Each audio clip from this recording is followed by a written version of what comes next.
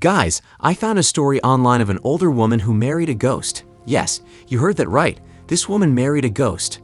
Now, I've been telling you that older ex-exes are not marriage material, and you should not take these women seriously, but if you were hesitant before and you think I don't know what I'm talking about, this story is all that you need.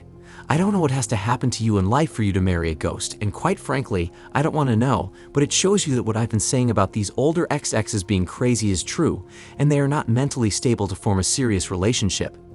I've said this so many times, if an ex-ex is older and single, that should give you all the reasons not to date or take her seriously, and this article proves my point. So if you ever doubted the gents and you think I'm just bitter and hurt, I will let you hear this woman explain her story of how and why she married a ghost. But what really shocks me is how stories like this even get covered in the first place. Because obviously, this one is sick and needs some help. At least she's not on the dating marketplace ruining men's lives. But if you think she's the only woman in recent years to do some goofy stuff like this, you'd be wrong. I've seen other stories like a woman who married herself only to divorce herself and decide to start dating again. Yeah, it's pretty much over for modern women at this point. With the rise of mental illness, more and more ex-exes having to go to therapy and take medication to function in society, there will be fewer and fewer stable women that qualify to be a wife. You relationship guys need to consider these things before you flip a coin on modern women. All it takes is one of these nut jobs to end you and wreck your life and family. So in my opinion, do not date anyone who has mental health issues or is over the age of 28. This is my opinion. Do what you want at the end of the day, because if you choose one of these modern ex-exes to be your wife and they bring out the crazy on you, it's a wrap. Prevention is always better than cure, so I advise you to avoid these people and choose someone who is younger and stable mentally.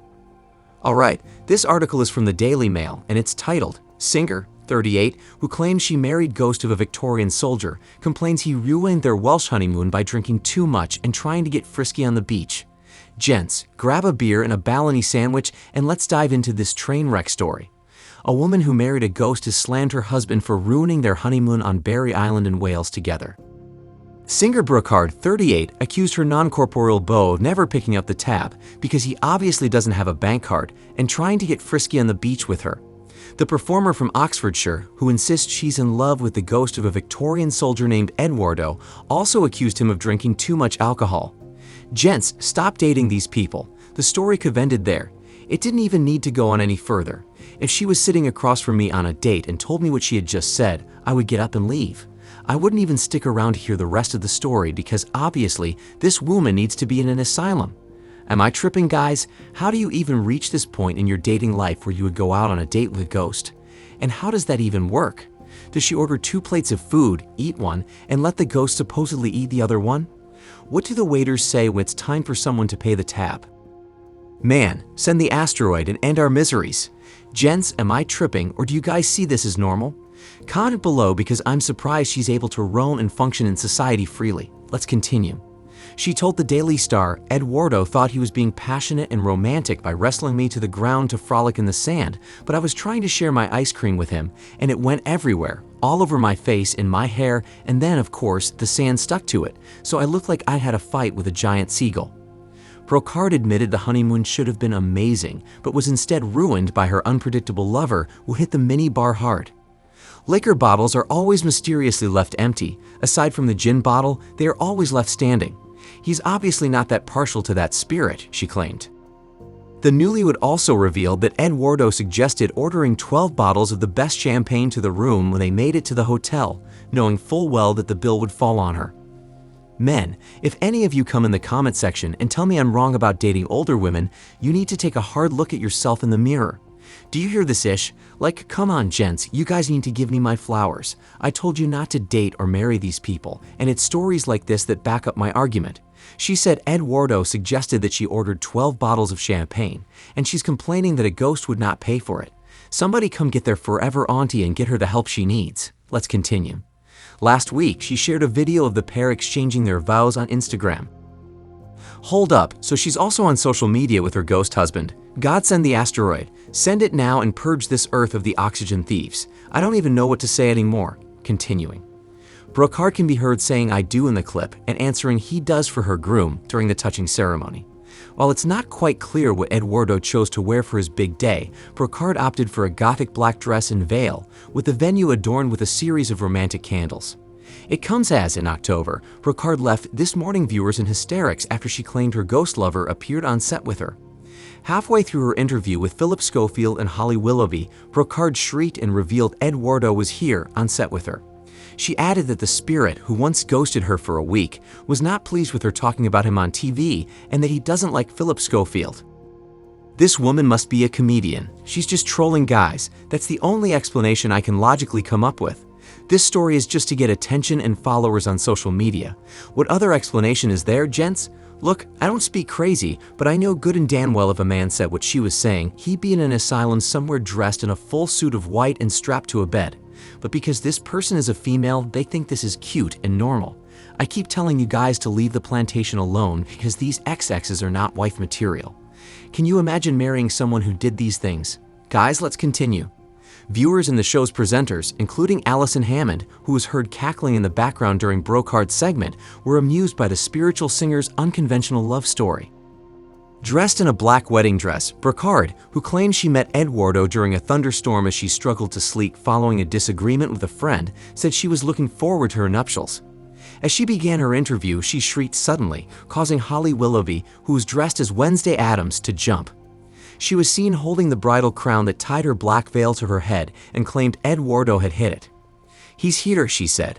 Immediately, Phil, who was dressed as Uncle Fester, began to move around the couch and pointed out he couldn't see him. Brocard then told Phil that Eduardo doesn't like you, to which the presenter replied, "Well, that's fair enough. I'm not marrying him." "Sorry, he can be rude sometimes," Brocard apologized. Resuming the wedding talk, she admitted she found it difficult to find a church that would marry them. Exactly, gents, that's the real question. Who in their right mind allowed this woman to marry a spirit? That's what I want to know, because that person also needs to psychiatric evaluation. I can just imagine the conversation that both of them had to make the conscious decision for this woman to marry a ghost. This story keeps getting worse and worse. I don't even know how many brain cells I have left at this particular point. Gents, let's continue. Because I think there is a bit of an issue with religion and the afterlife. Not all priests believe. As she spoke, Eduardo knocked her headpiece once again, and the singer accused him of ruining her wedding day by making her look like an idiot on TV.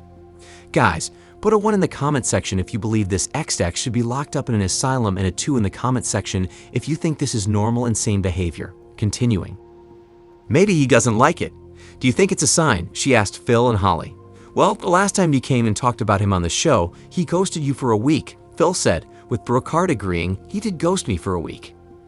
This declaration caused Allison Hammond and Josie Gibson, who were waiting for the next segment dressed as Morticia Addams and Lurch, to cackle in the background. It's impressive that the hosts and the background people aren't on the ground laughing their butt off. If I had been in that show, they would have thought I was the crazy one when I was done laughing at her.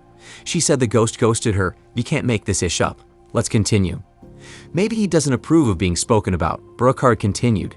Phil was determined to get the spirit to perform a trick for him and asked, Eduardo, I wonder whether there is any way you could make my script move or something. Is there anything you could do, Eduardo? Can you flicker candles for Brocard? He asked. He said don't test him, Brocard said. The then-wife-to-be said she hoped Eduardo would still be standing at the altar after her appearance on This Morning, to which Phil deadpanned, how will you know? She replied, well, I will feel his presence. Brocard revealed she didn't believe in ghosts before she met Eduardo, but was turned around by the spirit.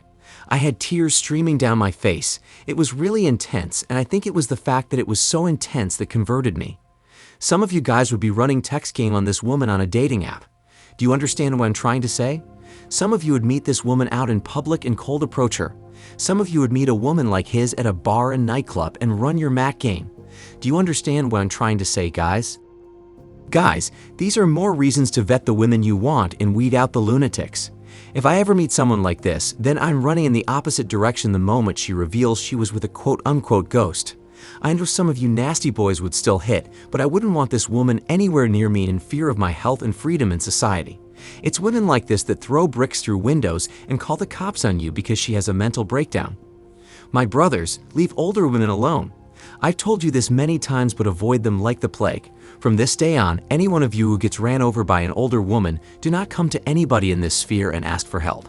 After this story, if you still choose to date these women, anything that happens to you is your fault, and I will have no sympathy or empathy for any of you.